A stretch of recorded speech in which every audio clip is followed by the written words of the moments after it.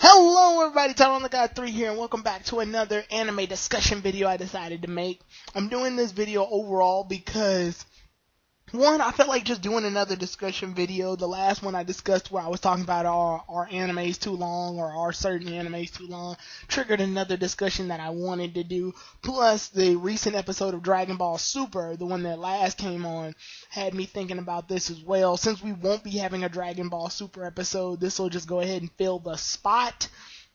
I wanted to go ahead and just make this video now so I won't forget to make this video later, but it is a topic I wanted to talk about for a very long time, and that is development. And like I said, episode 34 of Super actually triggered this because I was so mad in that episode. Like, I told everybody it was going to be a rant, and I went on the rant, and the major reason I was mad was because of Frost. Now, a lot of other reviewers who review Dragon Ball Super weren't as angry as I was about the events that transpired, only because they know, like, Vegeto's gonna beat Frost up afterwards, and that's all fine said and done, but Dragon Ball Super has no idea how much damage it did when it made Frost evil, and I think I should just go into that, because when any anime, not just Dragon Ball Super, just an anime in general, when an anime, think of every anime as a world, like a universe. Take Pokemon, Inuyasha, Dragon Ball Z, Fullmetal Alchemist, Medaka Box, any anime, just think about it. It has a universe to it. It has an entire world open to it. And when you make that world, you start to put things in it. Everything you put in that world has to have some attention to detail in some way, shape, or form. The most important thing that you put into a world that's obviously going to make or break the world is plot, setting, and characters. Characters being the most important. You can't really have an anime without characters. It's damn near impossible. With every character that you put into an anime, there's a reason as to why you put them in there. They're not just there to fill up space. Every character more or less has some form of a purpose. And good anime know how to utilize each of those characters' strengths, weaknesses, interactions, and relationships with other characters in order to expand the world. So, if you can't already tell, I'm a sucker for character development, because character development can make or break a series. An anime that has basically no plot whatsoever, or like a lack of plot, or even have like a school life or slice of life style of genre into an anime, could be a really great anime if the character development is good. I know anime series like Nichijou and School Rumble basically have the exact same premise every day. In Nichijou, it's just these girls living in everyday life. One of the girls, spoilers, is a robot. You find that out very soon in the series, so it's not really much of a spoiler. But yeah, one of the girls is a robot. She tries to live her modern day life, and that's the episodes every day. It's a slice of life, and it's got comedy in it, and then the school life animes are like that as well. Even sports animes to some degree are like that as well, because you have characters that do the same stuff. It's repetitive. But what breaks the repetitive line, what breaks the monotonous or otherwise tedious plot, are the characters that are inside of the plot. Why should I care about this kid who's playing football with this helmet who's trying to hide his identity as Eye Shield? Why should I care about this kid who knows how to play basketball really well but doesn't really know how to shoot? So he works well with another guy. Like, the reason I care about this, though, is because of his interaction with the other character who knows how to shoot really well, and the two work together as a team in order to take down several other characters that are introduced in the series due to internal rivalries and interactions that they have with each other. When you put a character into an anime, you have to take into several things into account when you make that character. You have to take into account backstory, first of all, you need to take into account presentation. How is this character even brought into the series? One of the things that I praised Dragon Ball Z for the most, at least back in the day, was its presentation of characters. How you bring a character into the series. It's very hard to just bring an anime character into a series because you need to also show the question that every audience member is asking when that character is brought into the series. Why should I give a damn? Why should I care about this character? What makes this character any different than any of the other characters that you have already introduced into the series? One of the things I praise Dragon Ball Z for the most is how they introduced the character Trunks. If the way you are introduced to Trunks is rather interesting, and I'm talking in two ways. First, I'll review the way that he's actually canonically brought into the series via if you watch Dragon Ball Z just for the episodes alone.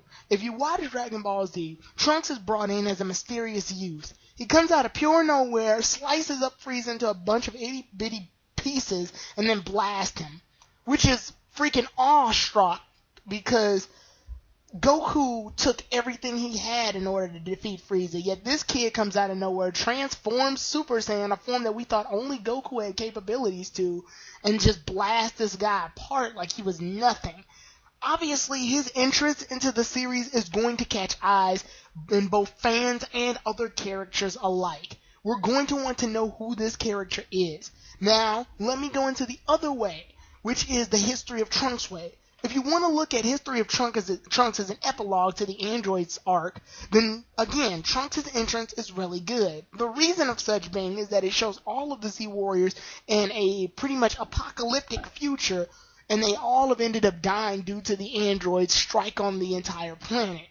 The only ones that are left are Gohan and Trunks. Gohan winds up losing an arm and then later on dying. Spoilers, but this special's been out for almost 30 years now. Anyway, Gohan winds up dying, and that triggers Trunks in order to transform Super Saiyan, the form that was justifiable for him to transform into now because we know the history of how he transformed into it. Even the title itself says The History of Trunks. So we know where Trunks came from, and we get massive backstory and an entire 30 minutes worth of backstory for this character and presentation into the series. And when he goes into the time machine, we get connections as to how he even showed up to where to fight Frieza in the first place. So, with all of these elements being said, his presentation is very justifiable. I have reason to care for this character now because his backstory and presentation have been brought in a very correct format. Another thing you have to take into account is background. Why should I care about this character? What was this character doing before he or she made an entrance into the series? What is this character's deal? Why should I care about this character origin-wise? A character with a good backstory can make for a very good series because once we learn more about this character prior to the series beginning, we can feel more sentimental towards this character because we have some form of connection that isn't just us knowing him. Introducing a character is nice, but if we don't know anything about the character prior to the series, then we have no reason to feel sorry for him or feel for him. Inuyasha's backstory is a great example of this.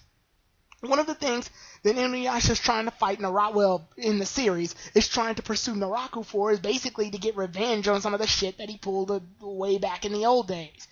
What he did was that he basically caused Inuyasha and Kikyo in order to break up because he manipulated them into fighting each other.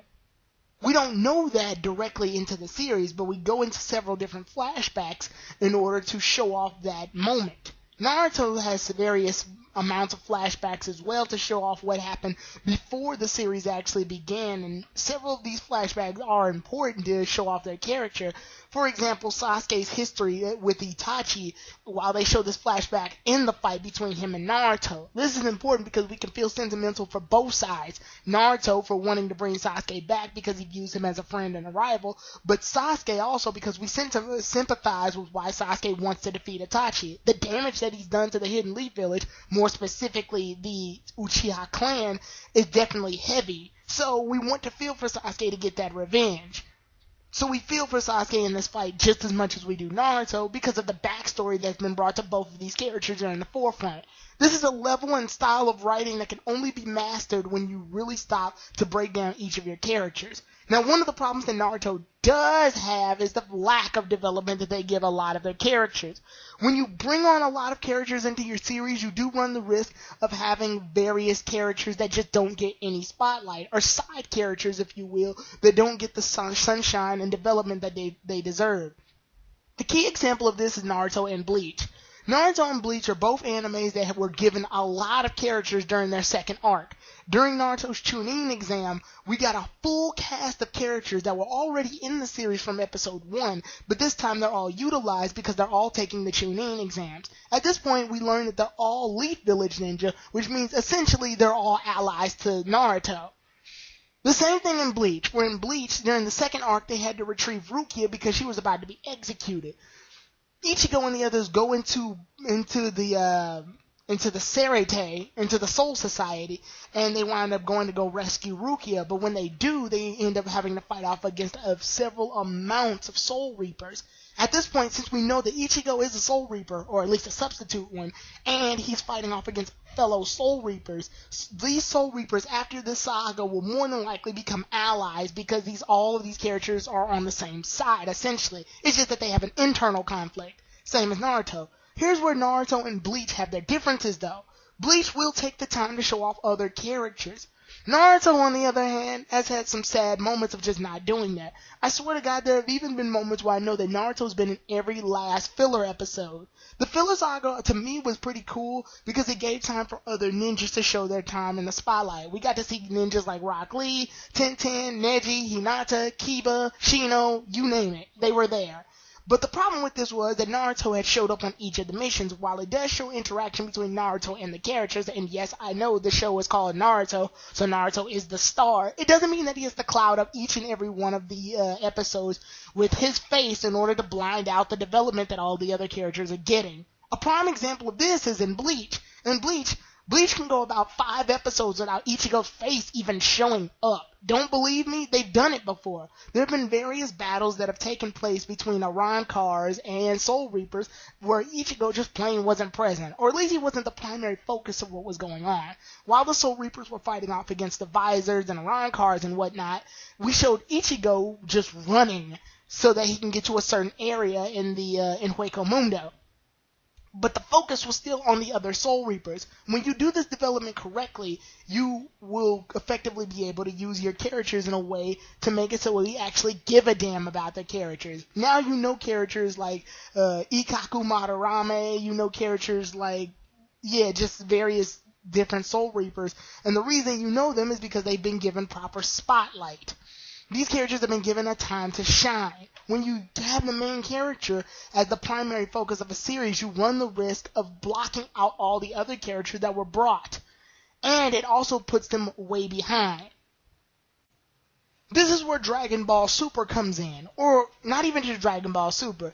I want to say that this started all the way back in the Majin Buu saga of Dragon Ball Z. One of the things I always state about the Dragon Ball Z series is that I really love it, and I also state that the Majin Buu saga wasn't really the best saga. Don't get me wrong, it wasn't the worst thing I've ever seen in anime history. It was still entertaining. The problem I have with the Majin Buu saga was that it was very narrow in terms of development, and it didn't utilize itself to its fullest potential. You have a whole cast of characters, and these characters can be effectively used in ways that were never thought of in other anime. What I mean by this is that Dragon Ball Z is a rare anime in the terms of it's not afraid to let other characters take the spotlight. It's not afraid to let other characters actually defeat the main villain. I know I keep bringing this example up, but when Gohan defeats Garlic Jr. and defeats Super Perfect Cell, these are 2 prime examples of another character that's not Goku taking the spotlight. And if you want to argue with me about the Garlic Jr. saga, then, like I said, Super Perfect Cell, which is a major saga in the Dragon Ball series. You can't lie. Gohan defeating Cell was a very primary moment, not just in the series, but in anime history, because Gohan is not Goku. Gohan is not the main character. Goku's the main character. At least he's the main protagonist of the series. And because of this defeat, it proves once and for all that Gohan, a character that's not the main protagonist, can still have victory over a villain character in end an arc. A very huge, phenomenal moment in anime history. having characters do certain actions and having them portray certain, techniques or things like that are definitely pluses in my book because it gives more spotlight to these characters. When you put a character in the spotlight or you have this character do something that the main character probably even couldn't, then you make the show more interesting because you've divulged more into the universe of that series. This is where I have the problem with episode 34. When you have Frost, a character that's already presented himself to us, we already got presentation and background because they showed various flashbacks of him helping children and everything, and then you immediately withdraw all of that character development back and make him reminiscent of a character that already exists, you run problems. Now, what I mean by reminiscent of another character is this. Remember back in Pokemon Best Wishes when Ash had to fight his rival Trip? A lot of people really don't like Trip. Trip is not a very good rival. Trip isn't a good rival just for the fact that Trip is more reminiscent of Sharon from the Pokemon games. Now, obviously, there was no way for them to know that because in the universe of the Pokemon anime, Sharon didn't exist, or at least we thought. Then came Best Wishes 2. After Ash had already got done with the Pokemon League and the end arc was beginning to begin, Ash wound up fighting off against the gym leader, Sharon. So we do have Sharon in this series, albeit a more older, matured version of Sharon, but Sharon's still in the series. Since we have Sharon in the series, we already run the risk of a problem right here, because now we have a character that we can relate Trip to. Trip is already reminiscent of Sharon, because if you play the video games, you know that Sharon and Trip have the exact same personality. And if you want to just take anime continuity into account, then Trip still has reminiscent traits of that of other characters that have already existed in the series. Pokemon is a long-running series, which means it has a really large cast, and when you have a character that acts too much like another character, you run the risk of having problems. Without me getting really too much into my Dawn rant, I'll just go ahead and speak a few things about Dawn in particular. Dawn is a Pokemon coordinator. The reason that this still seems kind of iffy in terms of character and her presentation is that we already got presented to a character who's developed in the series as a Pokemon coordinator. More so because she had to actually work in order to make that goal possible. May wound up becoming a Pokemon coordinator because she discovered Pokemon coordinating. Dawn comes out the gate wanting to do Pokemon coordinating. So whether you like it or not, our standards are already set to where May's is. May did it already, which means the development shined towards Dawn in order to A, do something different, B, have a history behind her wanting to be a coordinator, or C, having some form of a backstory. But there is none. All she says is that she wanted to be a coordinator, which kind of comes out the gate out of pure nowhere. Yeah, we're introduced to this character, and yeah, we know she wants to be a coordinator, which is good and all, but whether you like her or hate her, you can't sit there and deny it. May had already done the coordinating job before, so our standards already were set, even unconsciously. But without going too much into that rant, I want to just go ahead and talk about development again, or at least the parts of development that make things so important. Your interaction with other characters. Interaction with other characters is important. The reason that this is important because it helps the characters in that universe grow. Not just the characters that we're being introduced to, but the characters that we already know. The reason I was so mad about Frost becoming a bad guy at this point is because it basically proves that all of the other characters in the Z universe that saw Frost were right. They were right to preemptively judge Frost because they thought he was evil just simply because he looked like Frieza. The reason that I wanted Frost to be good so badly was because I wanted it to crush the Z-Warriors, Goku included, that you can judge a book by its cover. Just because Frost looks evil and looks like Frieza doesn't necessarily mean he is evil. It would have been a really good chance for Dragon Ball Super's writers in order to expand upon this character even more and experiment with him. You have a good guy that's Frieza now. You have essentially a good version of Frieza, a what-if character for Frieza if he was good. Expand upon that shit. But instead, they decide to run all the way back to the safe zone and just make him evil. Because it's really easy for Vegeta to beat up mercilessly on somebody who's evil. Remember when we actually saw Goku turn Super Saiyan and beat up on Frost in his final form? You felt a little sorry and I felt a little sympathetic towards Frost because Goku's beating up a guy who's fighting in this tournament specifically so he can help children. He even states that speech to himself. It kind of feels like to me that they wanted to make Frost really good and make him a good guy, but they couldn't find a reason that Goku should lose this fight, so they copped out and made him evil. It just feels like they ran backwards when they could have been expanding forward. And that's the problem I have with this character, is that they ran backwards. That's why I was so frustrated when I did my review, because essentially they took a character that had great potential and immediately shrunk him backwards. I've had problems with Dragon Ball decreasing the potential that they have in characters many a times.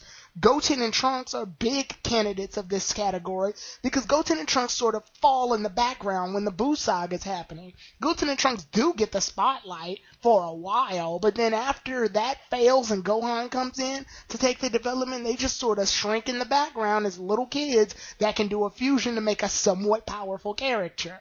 Then Gohan falls into the background immediately when Goku and Vegeta come into the picture. And this is when I knew that Dragon Ball was going to take the route of, let's only develop Goku and Vegeta. And that was a problem. I congratulate them for not only developing Goku like Dragon Ball GT did, but the problem with this is you only are developing the characters that the fans like. But you want to know why the fans like them so much? Because they get so much development. Obviously, you're going to have characters that are fan favorites. If those characters wind up hogging all of the screen time, you have no choice but to like them now. And that was another reason that I got upset with episode 34, was because Buu had already failed the tournament, so he didn't even get a chance to fight, and Piccolo simply loses his fight because we just don't want to see Piccolo win any damn thing. Granted, it's cool to see Piccolo fighting again, but what would have been more interesting is if Piccolo won the fight against Frost and went ahead and fought the robot, Vegeta.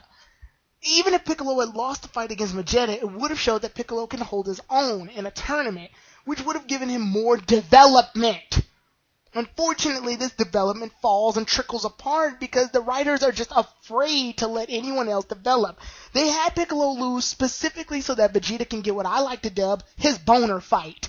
I call this a boner fight because all it is for Vegeta fans to get to see Vegeta defeat Frost because he wasn't able to completely kill Frieza in the Resurrection F arc. Frost right now in the next episode is going to be nothing more than a punching bag. And that's a damn shame, because we've sacrificed character development for Piccolo so that we can give Vegeta more character development. I'm sorry, but one of those characters has enough character development to last him 2 series, yet you have another character that barely has been used since the Android saga effectively. Use the character that has the less development, damn it. The reason that I make such a big deal about this is because character development is important. Having development between other characters is important. That stuff is important because it expands the universe and gives the anime potential for more, or gives the anime more potential spotlight. Obviously, your demographic is going to increase if you have multiple fans of all the characters of a series rather than just fans of one character. If you only have Goku and Vegeta fans, then you've already alienated your fans that are fans of Piccolo, Krillin, Yamcha to some degree, I guess, Tien, even Chaozu probably, Gohan, and so forth. A lot of people who are fans of Gohan have just plain given up on the series simply because Gohan has stopped training, or to the very least, Gohan is nowhere near as effective as he was in the Android saga. You know, the saga where he actually got to beat the main villain. The problem you run with this is that you have characters that have the potential to be useful, but then it feels like when the plot thickens, you don't want to use them anymore. This is a very bad move on an anime's part because all characters have a purpose in a series.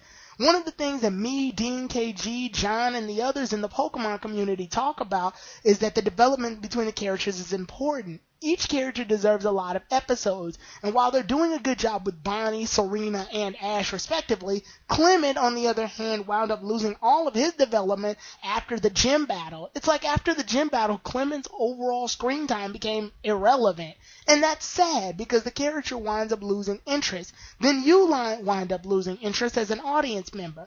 So all I'm saying here is that give characters more development. Just in any anime, characters obviously need it. When characters that aren't the main character get the spotlight, it sometimes can make the main character look even better when they get the spotlight as well. Yes, I know the whole point of the main character is to be the one that gets the main spotlight. Obviously, it's the main character. They're the ones that dictate the entire action of the plot. But when you give other characters a chance in the spotlight and give them shine and character development, it also increases the development of the main character once they start to interact.